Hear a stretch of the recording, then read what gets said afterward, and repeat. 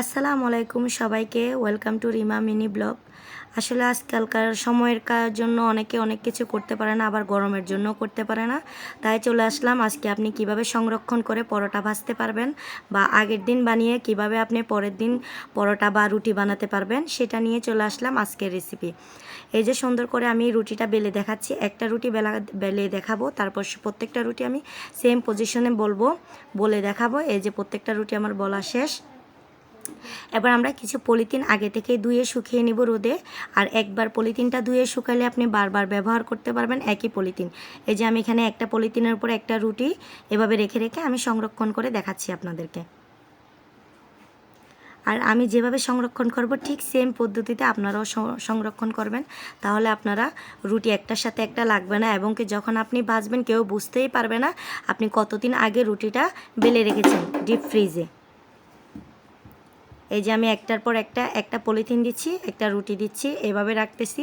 আপনারাও সেম পদ্ধতিতে রাখবেন। আমি বারবার বলি, আমি যেভাবে রাখতেছি ঠিক সেম পদ্ধতিতে রুটি সবগুলা রাখবেন। আর এই যে আমার সবগুলো রুটি রাখা শেষ।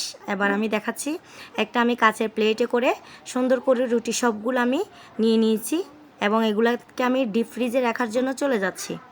আর আমি যেভাবে রেখেছি ঠিক সেম পদ্ধতি রাখলে আপনি যখন ইচ্ছে তখনই এগুলো নামিয়ে রুটি বা পরোটা ভেজে নিতে পারবেন।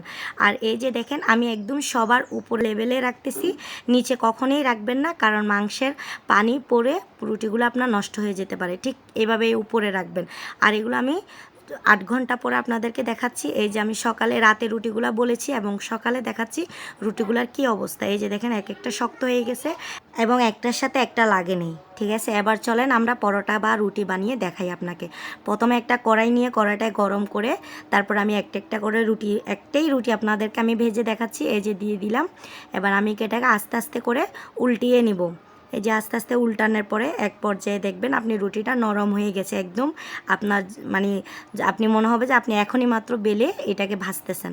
এই যে এই পর্যায়ে আপনি রুটি বেলে এটাকে খেতে পারবেন, বা আপনার যদি মনে হয় যে না আপনি পরোটা ভাজবেন, তাহলে এই পর্যায়ে এসে একটু তেল দিয়ে আপনি এটাকে পরোটার মতন ভেজে নেবেন। আর আমার পরোটা ভাজা শেষ। এই যে আমার পরোটার লাস্ট লুকিংটা জাস্ট ওয়াও, কি বলবো, দেখতে অসাধারণ। কেউ বলতেই পারবে না এটা আমি কতদিন আগে বেলে রেখেছি।